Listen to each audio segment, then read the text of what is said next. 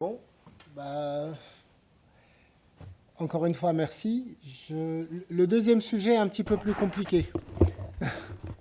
Il est un petit peu plus compliqué parce que les vapeurs anesthésiques, c'est quelque chose qu'on connaît très bien. On commence à s'intéresser un petit peu plus au parcours patient et puis ce qu'on appelle communément la médecine périopératoire. Parce que clairement, l'ensemble de notre discipline, partout en Europe et dans le monde, veut sortir de cette salle opératoire. On l'a fait il y a plusieurs années avec la consultation pré-anesthésique. Et puis aujourd'hui, on s'intéresse beaucoup plus au parcours patient, avant, pendant et après, notamment sur les réhabilitations. Je m'explique. Donc l'éco-conception des nouveaux parcours patients, je reprends quelques données parce que j'aime bien les chiffres. C'est ce qu'on a dit tout à l'heure. Depuis l'ère industrielle, la température sur Terre n'a jamais été aussi élevée. Et si on reprend les données chiffrables depuis 1950 jusqu'à aujourd'hui, ce que l'on voit, c'est que cette température ne fait qu'augmenter et de manière concomitante à l'augmentation des émissions de gaz à effet de serre. On en a beaucoup parlé. Et puis, il y a certaines notions ou certaines dates clés dans le développement durable. Alors, ce n'est pas le sujet du jour, mais on va juste les introduire, notamment avec le protocole de Kyoto en 1992, le sommet de la Terre à Rio, et puis Copenhague et la COP 21, puis la COP 26. Deuxième élément, ça je l'ai expliqué tout à l'heure quand j'ai parlé des émissions de gaz à effet de serre et de ce rayonnement solaire grâce auquel on vit sur Terre, mais du fait d'avoir des gaz supérieurs à 3 molécules va piéger ce rayonnement et du coup contribuer à l'augmentation de cette température, tout simplement parce qu'on n'arrive plus à évacuer ce rayonnement solaire. Deuxième paramètre, regardez ce qui se passe. En émission anthropologique, qu'est-ce qui se passe ? On voit que le seul élément qui augmente de manière significative depuis 1750, c'est le CO2. Alors que je ne suis pas là pour taper sur les climato-sceptiques qui disent que c'est le cycle normal de la Terre parce que l'activité volcanique, depuis des années, elle monte. Et puis non, oui, on a ces paramètres-là, on a ce calcul, ça ne bouge pas du tout. Le seul qui bouge, c'est le CO2 qui est inhérent à l'activité humaine. Et encore une fois, nous commençons à le palper de manière réelle avec ce qui s'est passé en catastrophe naturelle, sauf qu'on ne peut pas se prétendre professionnel de la santé, d'accord, et participer nous-mêmes à ces éléments-là. Deux choses. La première, c'est que la mortalité due au réchauffement climatique, et une faute d'orthographe, a doublé au cours des 20 dernières années. A doublé. Uniquement lié au réchauffement climatique. Et puis il y a deux diapositives. Donc c'est cette mortalité-là qui est représentée surtout dans les pays anciennement froids qui ne font pas d'efforts pour diminuer leur impact.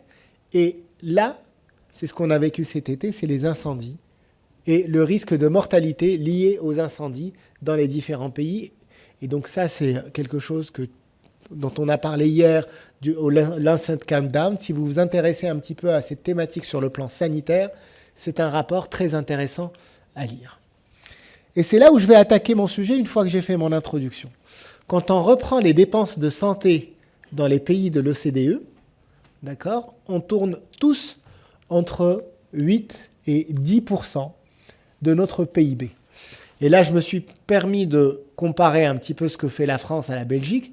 On est quasiment au même stade. On est à 11% versus 10,5% de dépenses de santé de notre PIB. Alors vous allez me dire, c'est quoi le rapport avec le sujet ? C'est exactement le rapport avec le sujet parce que tous les calculs qu'on va faire par la suite sont basés sur ces éléments-là. Je m'explique. Je commence par les Américains. Les Américains, leurs émissions de gaz à effet de serre liées au système de santé ne fait qu'augmenter depuis 2003 et ça tourne autour de 10%, nous l'avons vu sur le camembert de tout à l'heure. Je reprends ce camembert, il n'y a pas que les émissions de gaz à effet de serre, je l'ai beaucoup détaillé, je reviens dessus puisque ces émissions de gaz à effet de serre ont un impact sur le réchauffement climatique. On a parlé aussi des particules fines, de l'acidification, du risque de malaria. Je ne vais pas le refaire, ni pour la raréfication d'une ressource rare qui est l'eau. avec ce changement climatique qui sera la menace dans les années à venir. Puisque là, c'est quand même le New England Journal of Medicine, c'est pas n'importe quel journal, qui a repris toute la revue de la littérature et sur lequel l'éditorial signé par la présidente de l'OMS dit qu'un mort sur 4 sera relié aux causes environnementales. Que ce soit sur des maladies infectieuses, cardiovasculaires, respiratoires à cause de ces particules fines.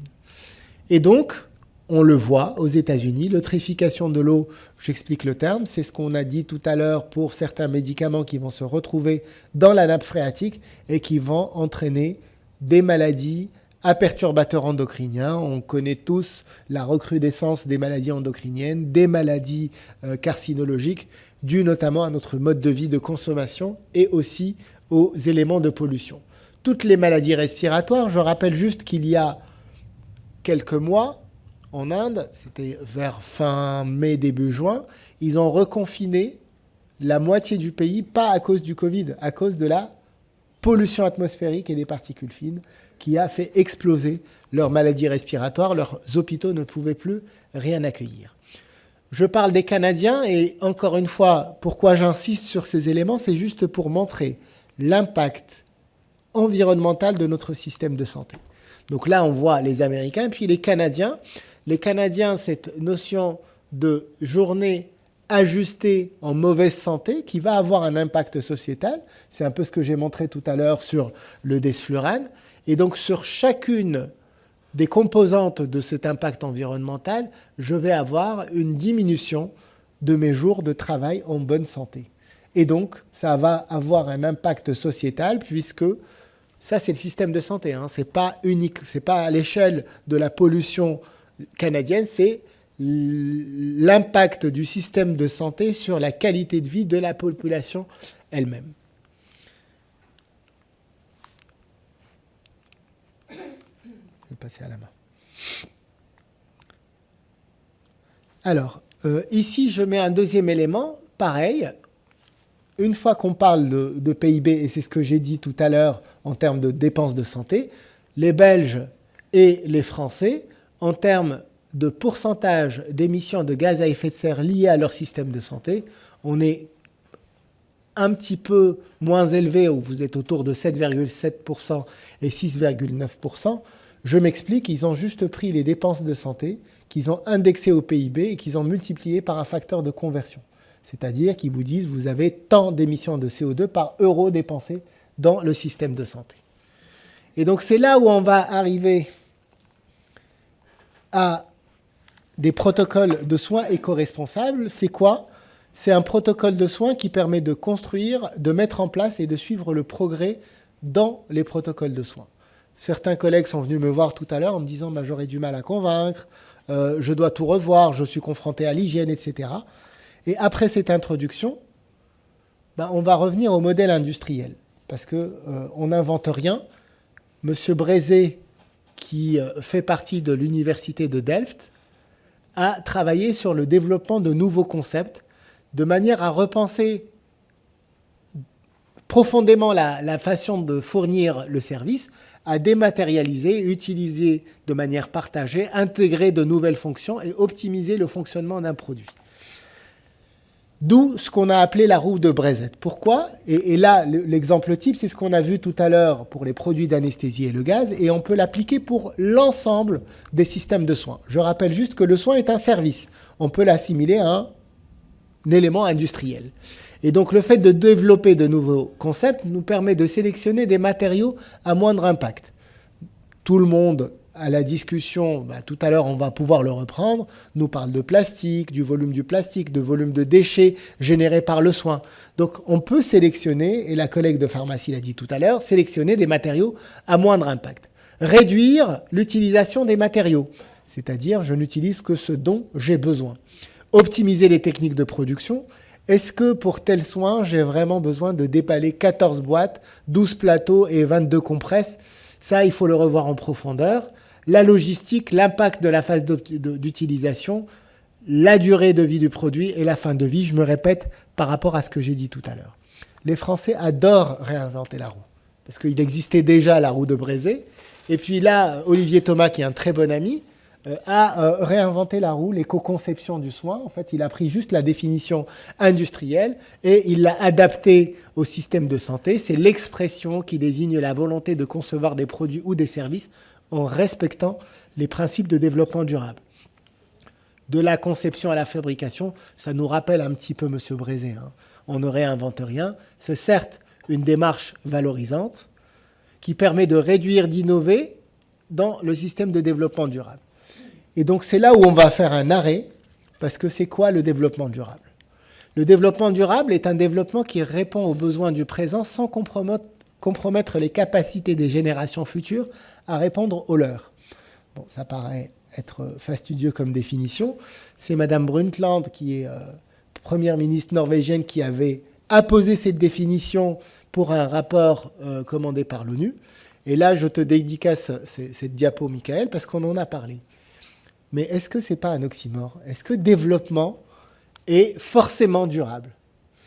Et si vous avez le temps, je vous invite à lire l'ensemble des écrits des courants post-développementistes, notamment celui de Serge Latouche, qui dit l'utilisation du qualificatif durable est intéressante, mais si on continue de la sorte, en matière de dégradation des équilibres économiques, écologiques et sociaux, il ne peut pas persister, il ne peut pas être durable, et on court à notre perte.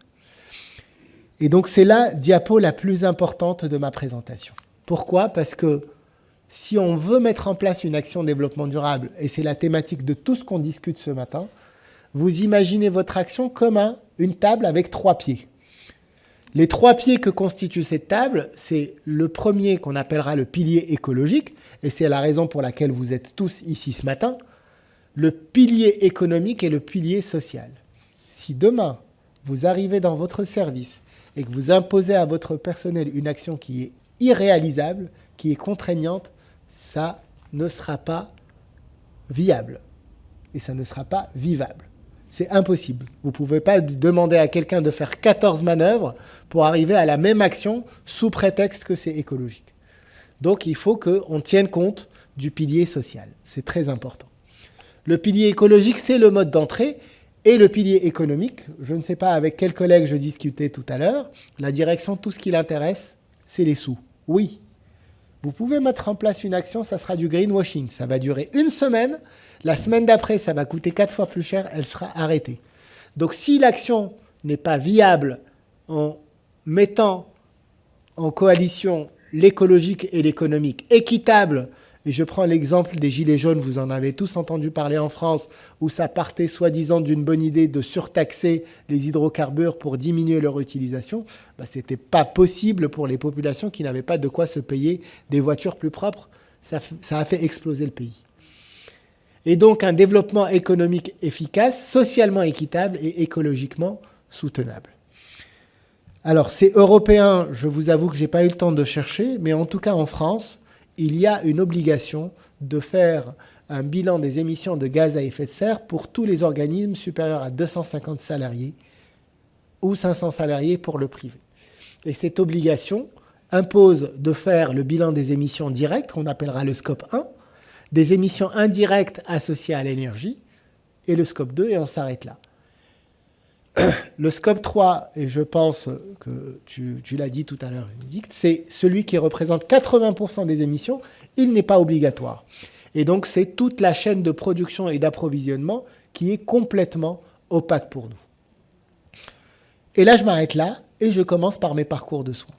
Pourquoi? Parce que j'ai pu faire mon introduction en mettant l'impact environnemental de notre activité en avant, de décrire les actions de développement durable pour que le jour où vous voudriez le mettre, qu'on puisse le faire. Et puis, maintenant, on parle du parcours patient. Et comme je l'ai dit, le plan de déplacement fait partie du scope 1. Donc, c'est la première action sur laquelle on peut intervenir. Vous voyez tous le balai des ambulances le matin en arrivant à l'hôpital pour des patients qui en ont forcément besoin et d'autres un peu moins et d'autres pas du tout. Et c'est là où je mets ce que l'on a réalisé chez nous, c'est l'empreinte carbone de l'assistance publique qui contient plusieurs hôpitaux, mais celui où je travaille et celui-ci, Et qu'est-ce qu'on voit? On voit que le médicament, là, il prenant roi devant tout le monde. Et en transport, on a celui du personnel et celui des patients. Ça représente à eux deux 8% des émissions de gaz à effet de serre global. Et c'est là où je me suis dit, que font les autres? Ça, c'est un article américain de l'Ontario où ils ont regardé la population de patients qui habitent à moins de 2 miles de l'hôpital. Et ils se sont dit, on va regarder comment ils arrivent à l'hôpital. Ici, c'est en voiture et ici, c'est à pied. Donc, vous avez vu les patients convoqués qui habitent à 2 miles de l'hôpital, au centre, comment ils se déplacent. On voit très bien qu'en voiture, c'est beaucoup plus qu'à pied. 2 miles, c'est 3,6 km. Mais je ne parle pas uniquement à pied, parce que là, ils parlent de voiture, mais il y a des bus, des taxis ou marché. Alors, marché, donc là, on a 54,9%. Quand on reprend les actions qui peuvent être mises en place, il faut établir un plan de déplacement aussi bien pour les soignants que pour les patients. Et j'ai pris quelques exemples. Pour les soignants, il y a des plateformes de covoiturage qui peuvent être développées par les hôpitaux. Alors ça s'est très bien développé. Ça a fait du greenwashing pour l'hôpital où je travaille. Pendant la période Covid, où tout était fermé, il n'y avait pas de transport, les gens avaient peur. Ça a été développé. Depuis 1 an, je n'en entends plus parler. Par contre, donc ça, c'est une application de covoiturage interne à l'hôpital. Par contre, les mobilités vertes, on a amplement participé à financer des vélos électriques pour les soignants. On a aujourd'hui plus de 30% des soignants qui habitent entre 5 et 25 km de l'hôpital qui viennent tous les jours à vélo. Pourquoi? Parce qu'on leur a permis d'acheter cet outil et d'avoir une prime d'intéressement, c'est ce que vous aviez dit tout à l'heure. Et en plus, il y avait une problématique de stationnement, donc ils ont eu une subvention par la collectivité locale pour avoir des parkings pour vélos sécurisés. Donc ça, c'est pour les soignants. Qu'en est-il pour les patients? Alors pour les patients, surtout les pathologies chroniques de type dialyse, chimiothérapie, où les patients vont revenir plusieurs fois par semaine à l'hôpital, il a été développé dans plusieurs régions ce qu'on appelle le Rose Car. C'est quoi? C'est des regroupements avec des partenaires de sociétés d'ambulance pour regrouper les trajets de plusieurs patients. C'est-à-dire que je fais plusieurs arrêts. Je sais que dans cette zone-là, j'ai 5 patients qui doivent être dialysés. Au lieu d'aller chercher un patient par ambulance, j'en rassemble 4 ou 5 sur le même transport pour la même séance de dialyse. Alors non seulement ça a un intérêt parce qu'il rate moins les rendez-vous, il y a moins de décalage, mais en plus ça réduit l'impact environnemental. Alors toute la réflexion se fait autour de l'hôpital de jour. Je ne sais pas si vous avez été confronté à des problèmes médicaux, mais le jour où vous avez besoin d'avoir plus de 2 explorations, vous avez le rendez-vous pour la biologie le lundi, pour la radiologie le mercredi, et puis le rendez-vous avec la secrétaire pour votre admission le vendredi. Donc ça vous fait 3 déplacements. L'avènement des hôpitaux de jour permet de tout rassembler au même endroit le même jour, ce qui réduirait l'impact environnemental.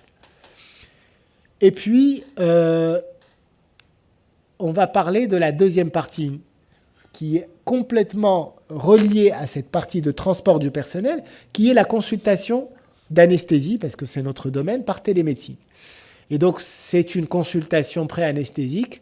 Qu'est-ce que c'est? C'est une consultation réalisée par un anesthésiste réanimateur à distance, au moyen d'un dispositif spécifique en vue d'un acte opératoire. Donc là, le dispositif spécifique, c'est quelque chose de très important. On l'a tous vu, on a tous fait des téléconsultations pendant la période Covid, où quand le patient a un smartphone, c'est super bien, ça devient un dispositif médical comme par hasard. On va voir tout à l'heure que c'est beaucoup plus compliqué que ça. Donc son fonctionnement dépend de l'existence d'un réseau de soins pour que soient définis le rôle et les obligations de chaque intervenant. Vous imaginez bien que l'auscultation d'un patient par téléphone, c'est un peu compliqué. Ou bien l'évaluation des conditions d'intubation. S'il n'y a pas une caméra HD, bon courage pour connaître ces conditions d'intubation.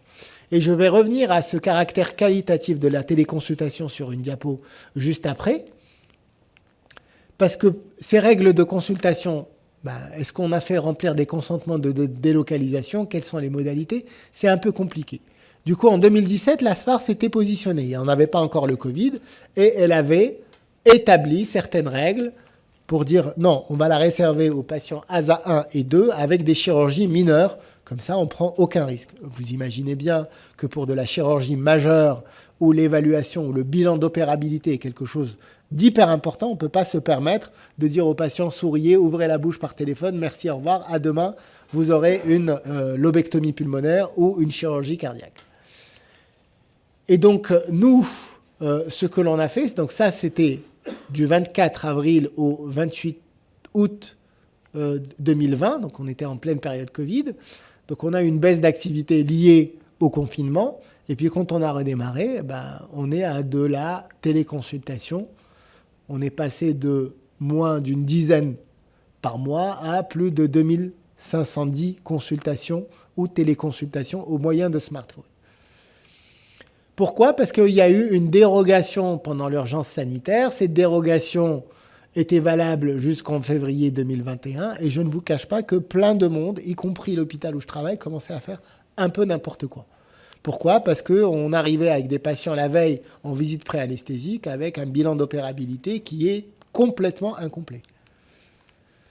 Et c'est là où j'ai trouvé ces deux articles-là. Le premier, il va montrer le gain qu'on peut avoir sur une téléconsultation en termes d'impact environnemental.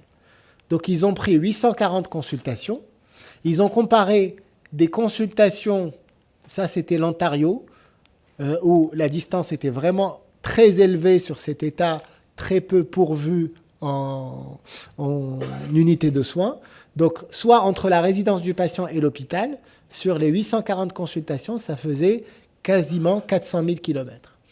Et puis, ils ont mis en place des centres de téléconsultation pour rapprocher, on va dire, la médecine du patient.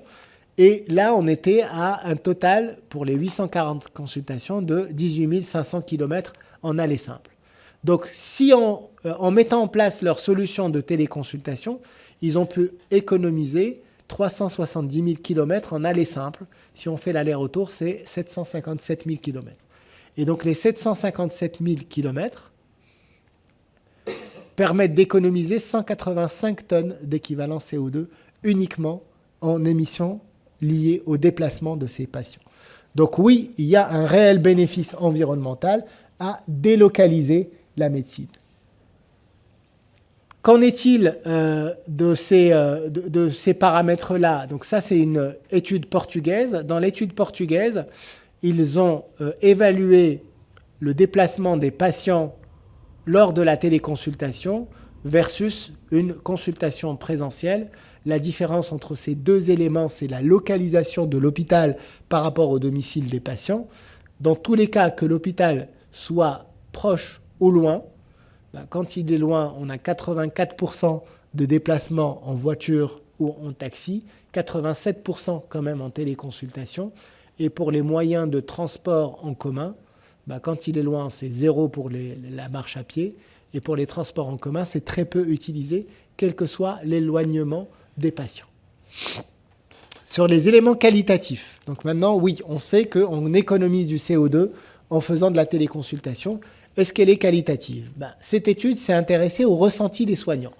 Les soignants, le médecin basculait souvent la téléconsultation vers une consultation traditionnelle parce qu'il jugeait que son évaluation clinique au décours de cette consultation n'est pas suffisante.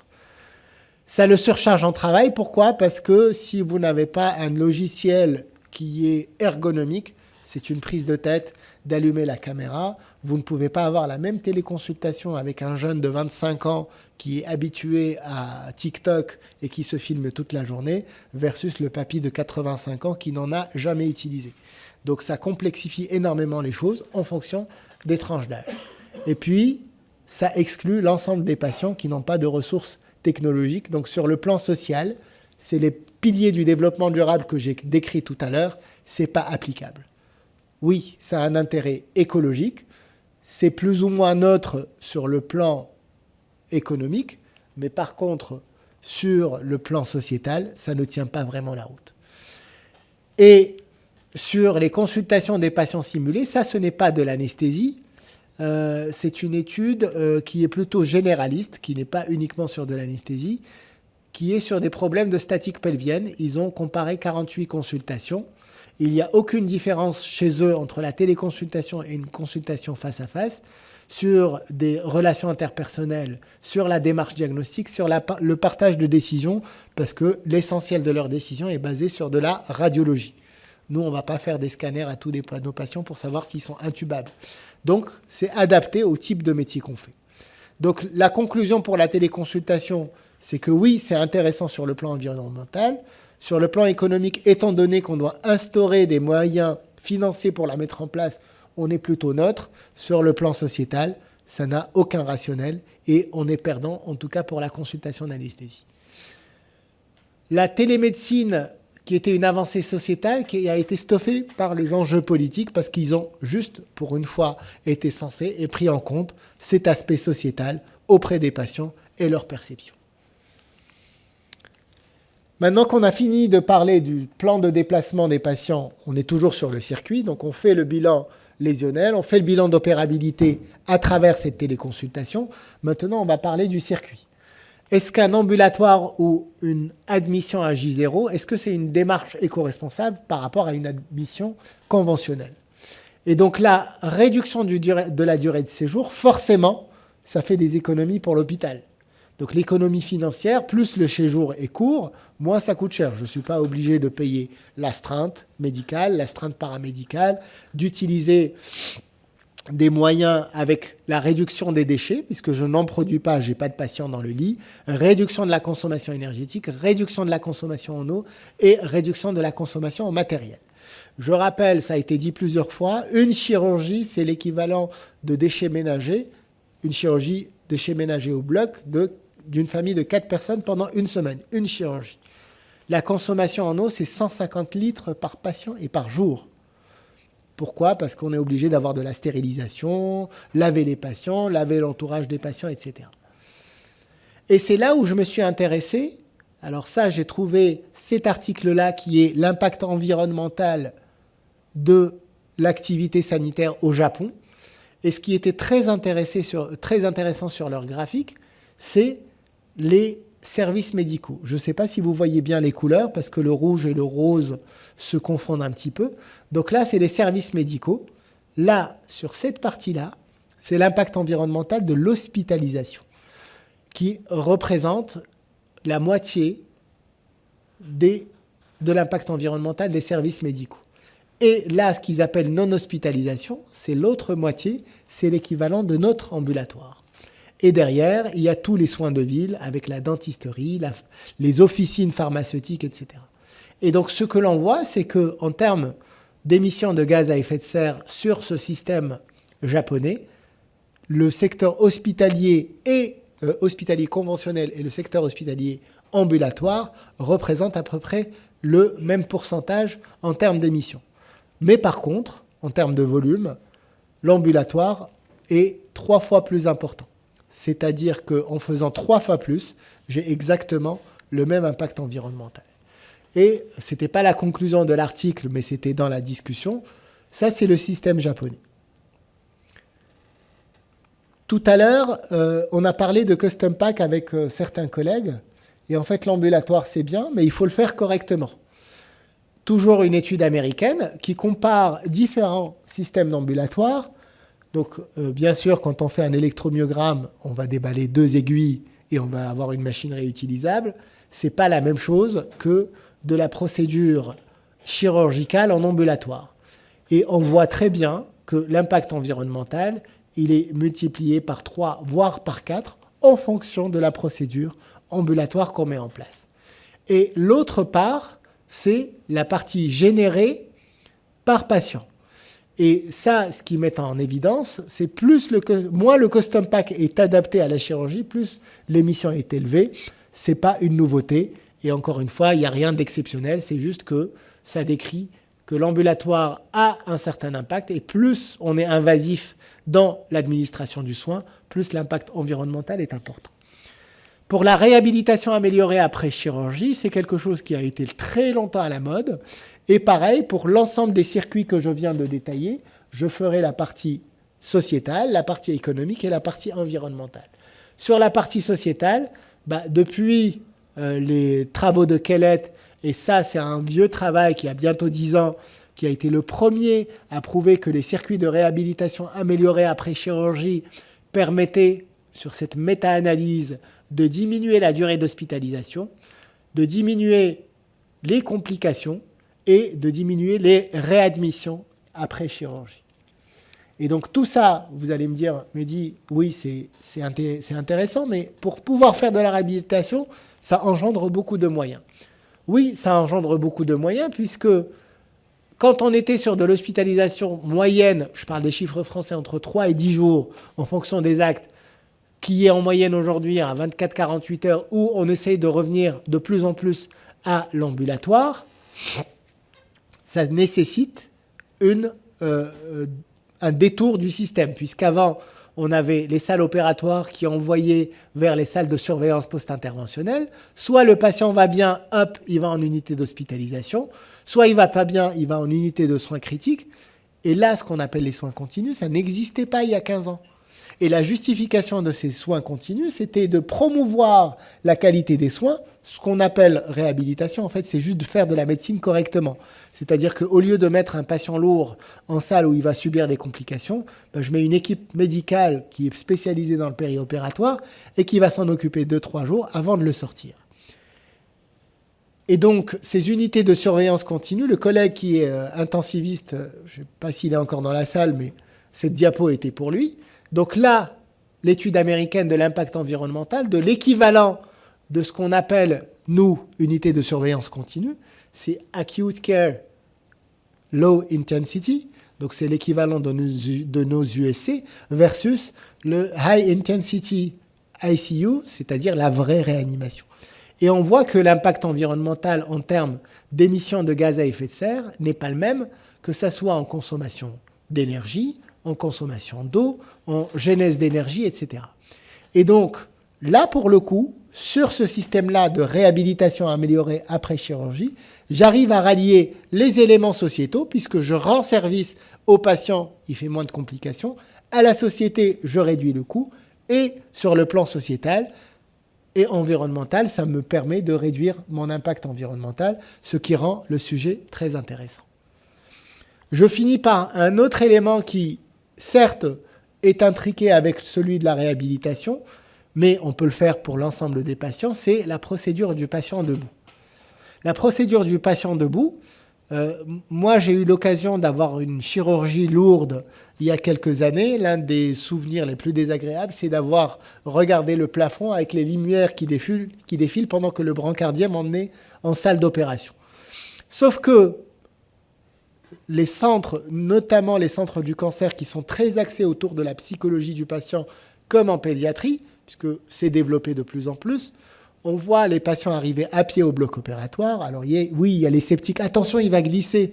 Ben non, on ne va pas mouiller par terre, on ne va pas mettre du silicone pour qu'il glisse. Oui, mais c'est la responsabilité de qui? Ben non, parce que ça a un pilier social, c'est ce que j'ai dit, pour le patient, puisqu'il va participer de manière active à son soin.